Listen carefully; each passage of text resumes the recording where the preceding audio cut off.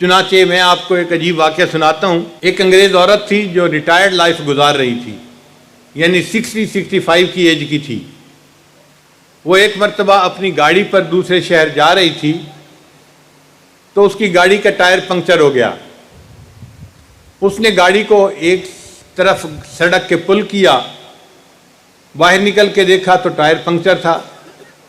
اب وہ عورت ذات تھی، اس کے اندر تو اتنی طاقت نہیں تھی کہ وہ بڑی گاڑی کا ٹائر خود بدل سکے۔ ٹائر ہلانا جلانا ہی اس کے لیے مشکل تھا، اور گاڑی بڑی 4x4 تھی۔ چنانچہ وہ کھڑی ہو گئی کنارے پہ سڑک کے، اور دوسری جو کاریں گزر رہی تھیں ان کو اس نے ہاتھ سے روکنا چاہا تاکہ کوئی اس کی مدد کر سکے، مگر ہائی وے ایسا تھا کہ تیز گاڑیاں آ رہی تھیں اور جا رہی تھیں اور کوئی رکنے کو تیار ہی نہیں تھا۔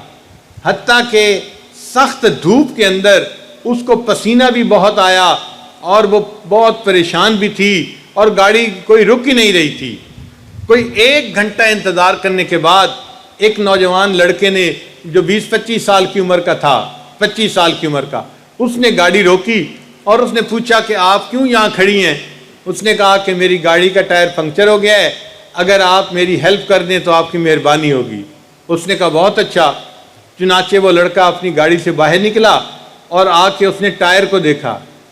اس نے یہ بھی دیکھا کہ یہ عورت اتنی دیر سے دھوپ کے اندر کھڑی ہے اور اس کو پسینہ آیا ہوا ہے، اور اس کا چہرہ دھوپ کی جلن کی وجہ سے سخت یعنی سرخ ہو گیا ہے۔ تو اس نے جب دیکھا کہ وہ عورت اتنی تکلیف کاٹ چکی ہے تو اس لڑکے نے اس عورت کو کہا کہ آپ ایسا کریں، آپ میری گاڑی کی فرنٹ سیٹ پہ جا کے بیٹھ جائیں، میری گاڑی کا اے سی چل رہا ہے، آپ اے سی میں بیٹھیں گی تو آپ کی یہ گرمی ختم ہو جائے گی، اور میں اتنا اسٹرانگ ہوں کہ میں اکیلا اس ٹائر کو بدل سکتا ہوں، میرے بارے میں وری نہ کریں۔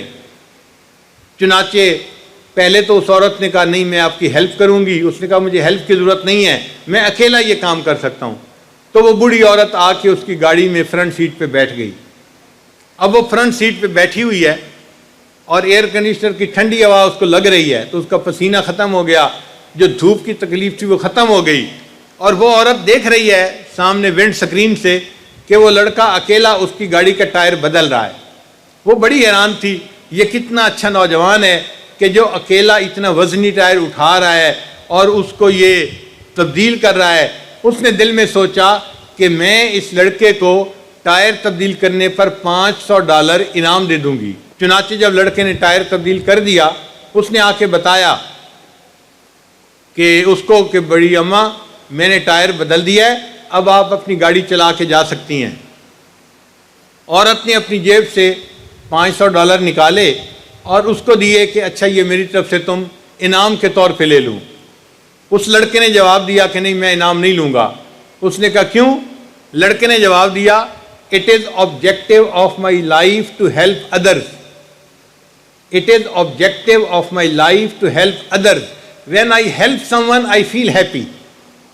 تو جب لڑکے نے یہ کہا تو اس بوڑھی عورت کے دل و دماغ میں یہ جو سینٹینس تھا یہ لکھا گیا۔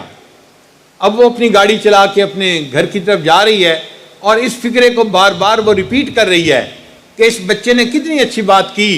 It is objective of my life to help others. When I help someone, I feel happy. بس میرے لیے اتنا ریوارڈ کافی ہے۔ اب اتنی دیر میں اس بوڑھی عورت نے محسوس کیا کہ اس کو بھوک لگی ہوئی ہے۔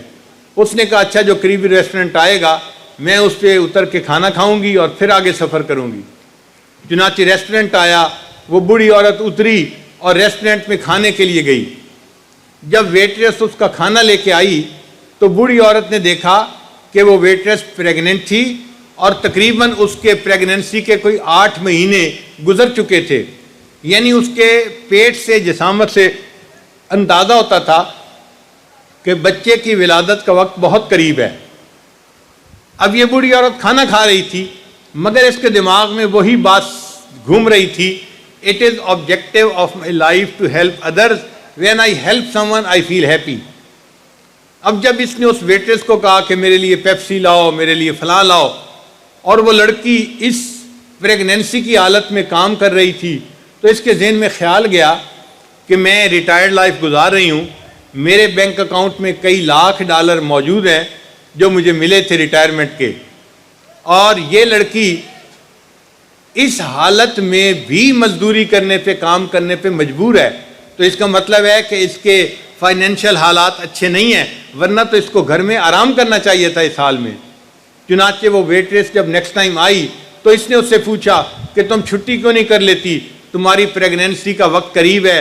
اس نے کہا ہاں 1-2 ہفتے کے بعد میرے بچے کی ولادت ہو جائے گی، مگر میرا خاوند نوکری کرتا ہے اور اس کی تنخواہ اتنی زیادہ نہیں ہے، اور جو ہاسپٹل ہے اس میں $5000 اس ڈیلیوری کیس کے لگتے ہیں، تو میں نے سوچا کہ کچھ دن میں بھی مزدوری کر لیتی ہوں، تو کچھ پیسے میں جمع کر لوں گی، کچھ میرا خاوند جمع کر لے گا، تو ہم مل کے ہوٹل جو ہاسپٹل ہے اس کے بل پے کر سکیں گے، اس لیے میں کام کرنے پہ مجبور ہوں۔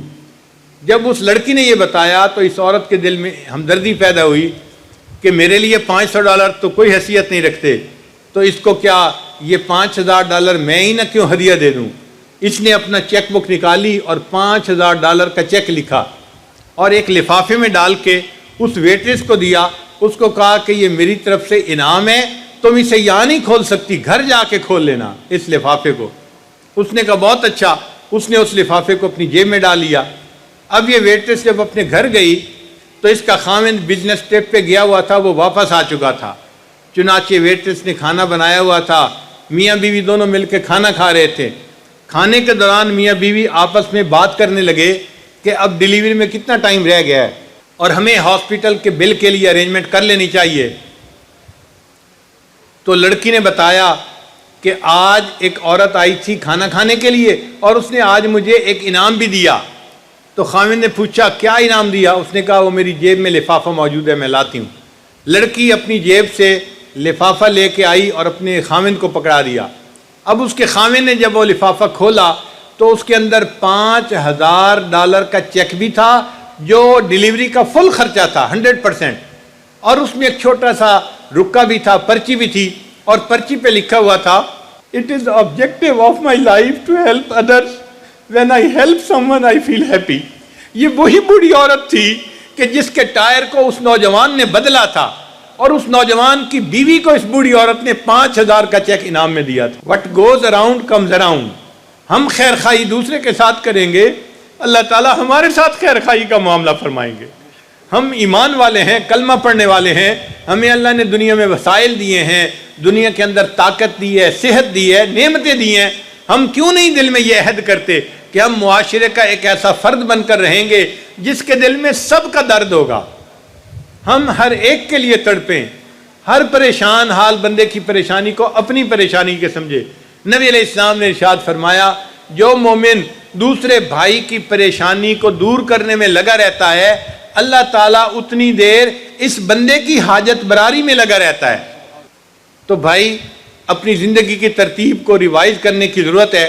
ہم ایسے رہیں کہ جہاں ہوں ہم دوسروں کو گڈز ڈیلیور کر رہے ہوں، دوسروں کو بھلائی دے رہے ہوں، اچھائی دے رہے ہوں، ہر بندہ کہہ رہا ہو یہ کتنا اچھا انسان ہے، اس کا وجود تو ہمارے لیے باعث رحمت ہے۔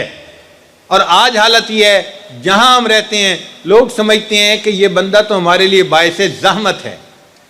تو اس نقطے کو ہٹا دیجئے اور اللہ کے بندوں کے لیے زحمت کی بجائے رحمت بن جائیے۔ قرآن مجید نے فرمایا وَأَمَّا مَا يَنْفَعُ النَّاسَ فَيَمْكُثُ فِي الْأَرْضِ، اور جو انسان دوسروں کی نفع رسانی کے لیے کام کرتا ہے اللہ اس کے قدم زمین میں جما دیتے ہیں۔ قدم زمین میں جمانے کا کیا معنی؟ اس کو رزق بھی اچھا دیتے ہیں، عزت بھی دیتے ہیں، تبھی تو قدم جمتے ہیں، ودن تو قدم ہوا میں ہوتے ہیں۔ تو اللہ تعالیٰ ہمارے قدم جمائیں گے اگر ہم دوسروں کے کام آئیں گے۔ اللہ تعالیٰ ہمیں ہمدردی کرنے والا دل عطا فرمائے اور دوسروں کے غم کو اپنا غم سمجھنے والا اللہ تعالیٰ دل عطا فرمائے۔ وآخر دعوانا ان الحمد للہ رب العالمین۔